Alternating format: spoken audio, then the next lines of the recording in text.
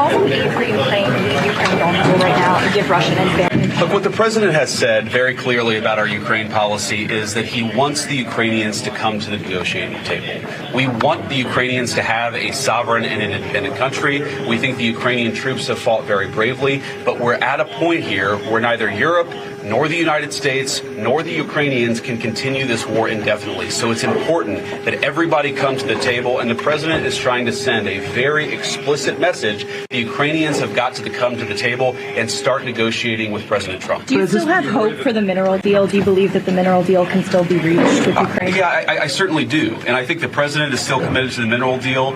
I think we've heard some positive things, but not yet, of course, the signature from our friends in Ukraine. But look, the mineral deal is a really important part of the president's policy. Number one, the American people have got to get some payback for the incredible financial investment we've made in this country. A lot of the aid that the Europeans have sent has come in the form of money that is getting repaid to them. Well, it's really ridiculous and frankly an insult to the American people that the Europeans are getting a better deal than the American people. The president is just trying to ensure that the American people get a fair deal while simultaneously ensuring we have access to some minerals and resources that are very important for the economy of the future. Zelensky changes his posture, his focus, his gratefulness, as you guys have talked about. Would there be a consideration of bringing the aid back on, or is that an indefinite pause, a long-term pause? Do you see it? Now, look, the president has been very clear he wants the Ukrainians to come to the negotiating table. I think when the Ukrainians come to the negotiating table, everything is on the table.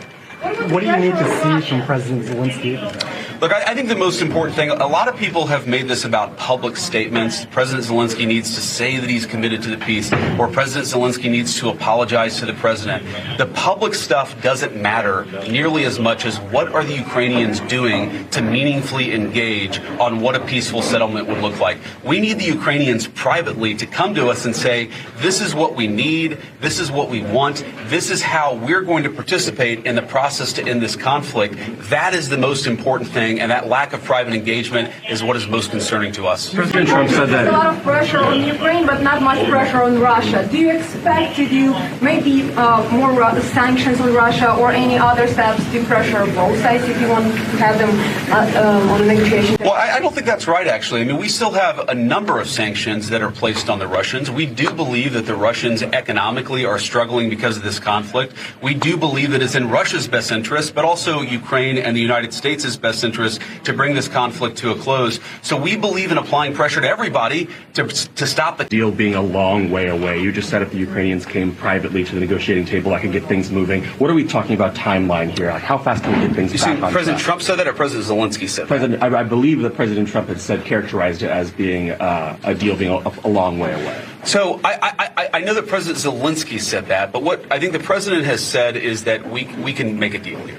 The Russians can't continue this thing forever. The Ukrainians can't continue it forever. And most importantly, the United States can't continue it forever. Look, there are a lot of details to be worked out. There are a lot of questions about territory, about everything else. We want to have that conversation. We're not saying that we're committed to one pathway or another. We're just saying you can't even bring the peace to the forefront if the Ukrainians aren't willing to negotiate in good faith. And right now, they haven't been able to, haven't been willing to. Hopefully that changes. Do you think that European peacekeepers are a non-starter for the Kremlin? Do you think they could realistically be part of the solution, or no? I won't speak for the Kremlin. I don't know what is a non-starter or not for the Kremlin. I know that obviously, and we appreciate this, the British and the French have offered to step up in a big way. That's very, very important. But fundamentally, the question of what's a non-starter for this or that party, that's part of the negotiated settlement we have to come to. We can't even really start that negotiated process in earnest until the Ukrainians, led by President Zelensky, come to the table.